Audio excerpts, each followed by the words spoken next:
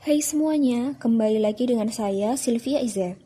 Pada kesempatan kali ini, kita akan membahas materi matematika kelas 8 semester 2 yaitu statistika dengan topik ukuran pemusatan dan penyebaran data. Oke, kita yang pertama akan membahas mengenai pemusatan data. Apa itu pemusatan data? Pemusatan data adalah konsep yang digunakan untuk menggambarkan nilai pusat atau tengah dari suatu himpunan data. Terdapat 3 ukuran pemusatan data utama, di antaranya yang pertama ada mean atau rata-rata, kemudian yang kedua ada median atau nilai tengah, dan yang terakhir ada modus atau nilai yang sering muncul. Yang pertama kita akan membahas mengenai mean. Rata-rata atau mean yaitu jumlah seluruh nilai data dibagi dengan banyaknya data. Rumus dari mean yaitu X bar atau kita bisa menyebutnya yaitu mean sama dengan jumlah seluruh nilai data dibagi dengan N atau banyak data. Contohnya, diketahui nilai ujian 7 siswa diantaranya 80, 80, 85, 75, 90, 85, dan 70. Untuk penyelesaiannya, kita masukkan rumus dari rata-rata, kemudian kita masukkan jumlah seluruh datanya. Nah, datanya ini kan ada 7. Kita masukkan, kita jumlahkan, kemudian dibagi dengan 7, yaitu hasilnya 565 per 7 sama dengan 80,7. Jadi rata-rata atau mean dari data tersebut adalah 80,7. Selanjutnya, untuk ukuran pemusatan data yang kedua yaitu median. Apa itu median? Median merupakan nilai tengah dari sebuah data yang telah diurutkan dari yang terkecil hingga yang terbesar. Jika jumlah datanya ganjil, maka mediannya adalah nilai yang berada di tengah. Sedangkan, jika jumlah datanya genap, maka mediannya adalah rata-rata dari dua nilai tengah. Kemudian ada rumus dari median data ganjil, yaitu median sama dengan X N plus 1 per 2. Untuk X itu sendiri adalah data sedangkan untuk N adalah banyaknya data.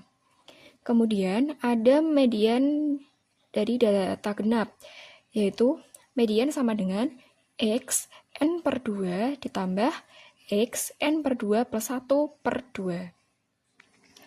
Contohnya, data nilai ujian siswa adalah 70, 60, 80, 70, 90, 80, 100, 70, dan 90. Tentukan median dari data tersebut.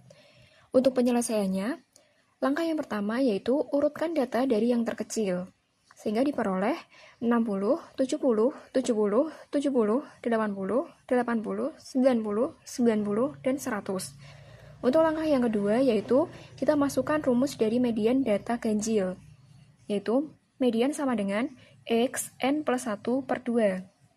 Sama dengan X, untuk N-nya kita ganti 9 karena banyak datanya ada 9.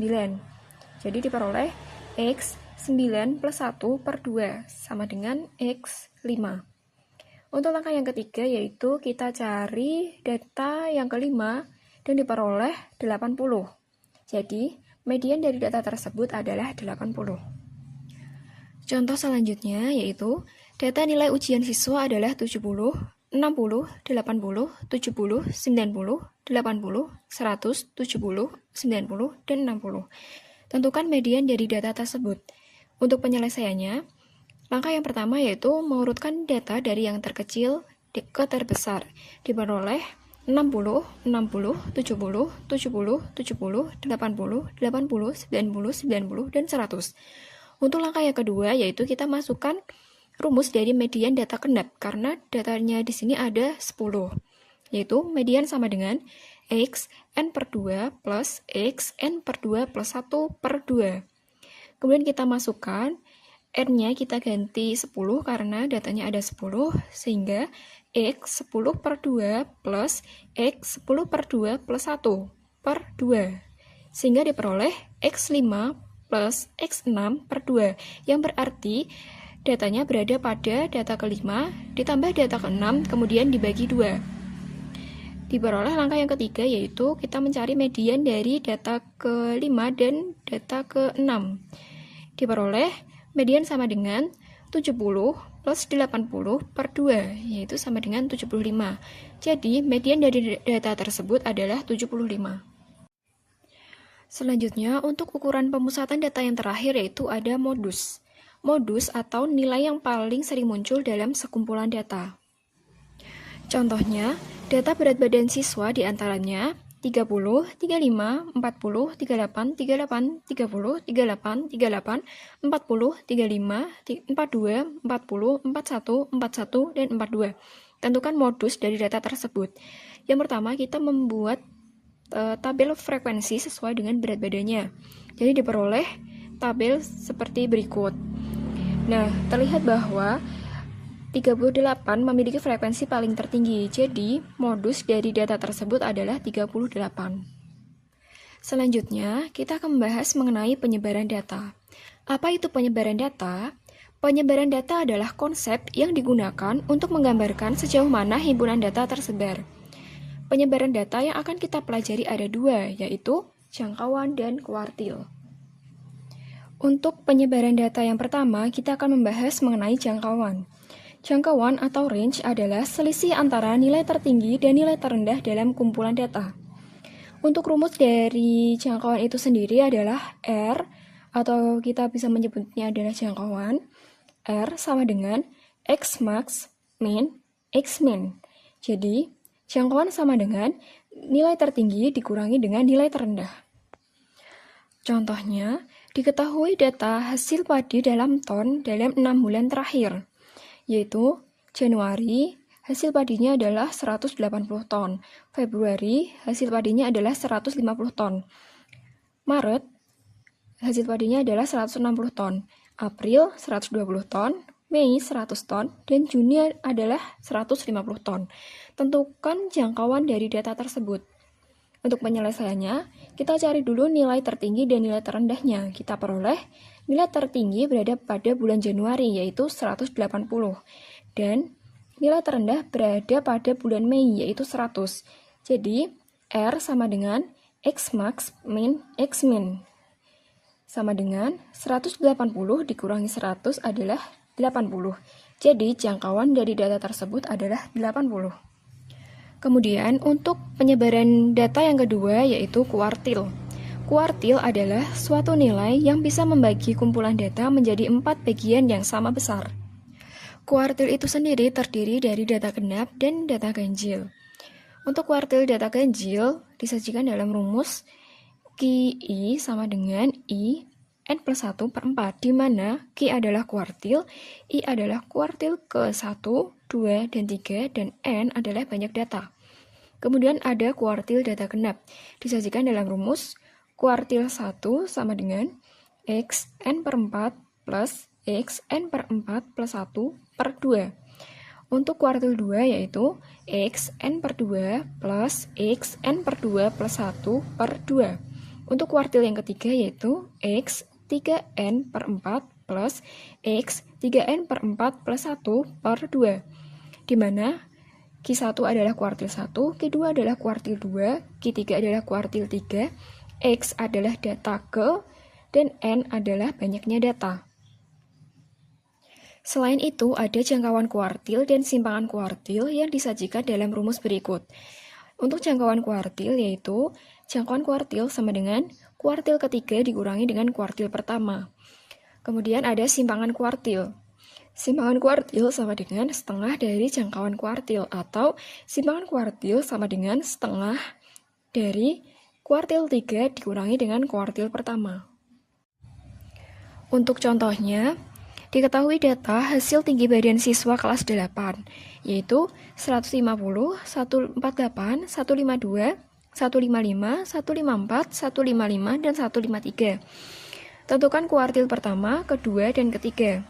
Untuk penyelesaiannya, yang pertama kita urutkan data terlebih dahulu dari yang terkecil ke terbesar. Diperoleh 148, 150, 152, 153, 154, 155, dan 155. Kemudian kita masukkan rumus dari kuartil data ganjil, karena di sini datanya ada 7. Kemudian diperoleh kuartil pertama, kita masukkan I, kita ganti dengan angka 1, karena kita akan mencari kuartil yang pertama. Kemudian N-nya kita ganti 7, karena banyak datanya ada 7, sehingga diperoleh kuartil pertama sama dengan 1 dikali 7 plus 1 per 4 sama dengan 8 per 4 sama dengan 2. Artinya kuartil pertama berada pada data kedua, di mana data kedua adalah 150. Kemudian kita akan mencari kuartil yang kedua, yaitu kuartil kedua sama dengan I-nya kita ganti 2 karena kita akan mencari kuartil kedua. Kemudian N-nya kita ganti 7 karena banyak datanya ada 7.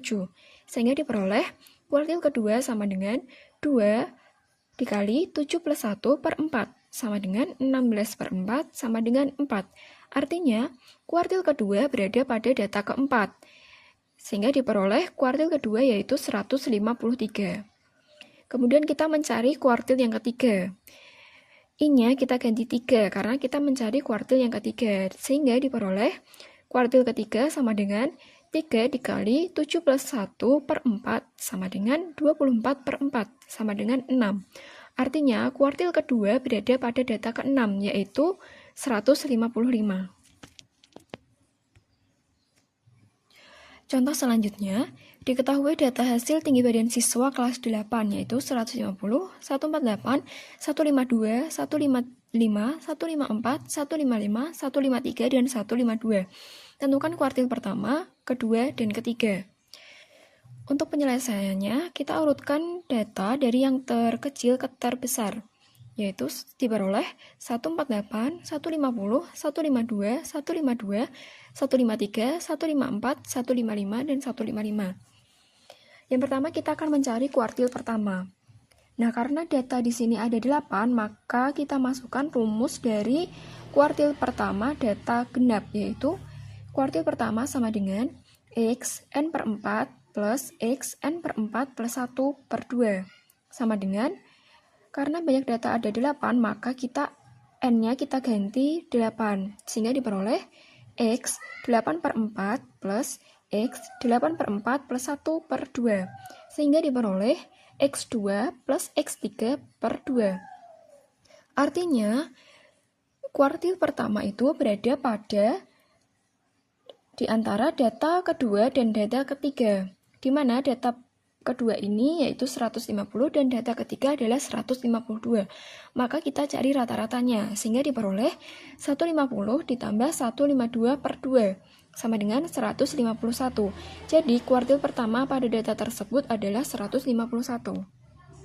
Selanjutnya kita cari kuartil yang kedua dengan menggunakan rumus kuartil kedua data genap, yaitu kuartil kedua sama dengan X N per 2 plus X N per 2 plus 1 per 2.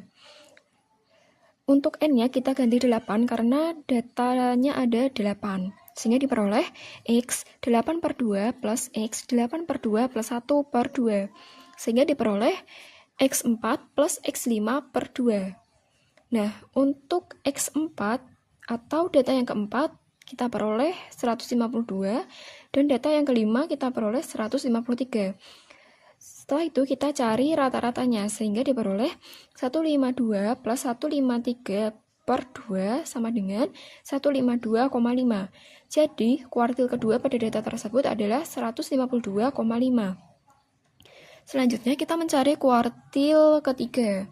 Dengan menggunakan rumus kuartil ketiga data genap diperoleh X 3N per 4 plus X 3N per 4 plus 1 per 2 sama dengan X, kita masukkan N-nya yaitu 8, jadi 3 dikali 8 per 4 plus X 3 dikali 8 per 4 plus 1 per 2, sehingga kita peroleh X6 plus X7 per 2. Nah, karena X6 atau data ke-6 kita peroleh 154 dan X7 atau data ke-7 kita peroleh 153, maka kita cari rata-ratanya, sehingga diperoleh 154 plus 155 per 2 sama dengan 154,5. Jadi kuartil ketiga data tersebut adalah 154,5. Selanjutnya adalah contoh yang terakhir. Untuk data ini kita peroleh berdasarkan contoh sebelumnya.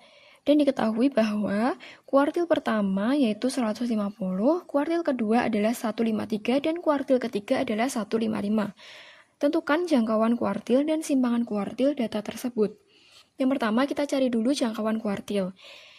Jangkauan kuartil sama dengan kuartil ketiga dikurangi dengan kuartil pertama, di mana kuartil ketiga ini adalah 155 dan kuartil pertama adalah 150. Maka 155 dikurangi 150 sama dengan 5. Sehingga kita peroleh bahwa jangkauan kuartilnya adalah 5. Kemudian kita cari simpangan kuartil. Simpangan kuartil sama dengan setengah dari jangkauan kuartil, atau setengah dari 5. Maka kita peroleh adalah 2,5. Sehingga simpangan kuartilnya adalah 2,5. Nah, selanjutnya ada latihan soal. Kalian bisa kerjakan soal ini dengan cara screenshot soal ini, kemudian bisa kalian kerjakan pada buku kalian. Kemudian kalian bisa tuliskan jawabannya pada kolom komentar ya. Baik, sekian dari saya. Semoga video ini dapat bermanfaat. Terima kasih dan sampai jumpa.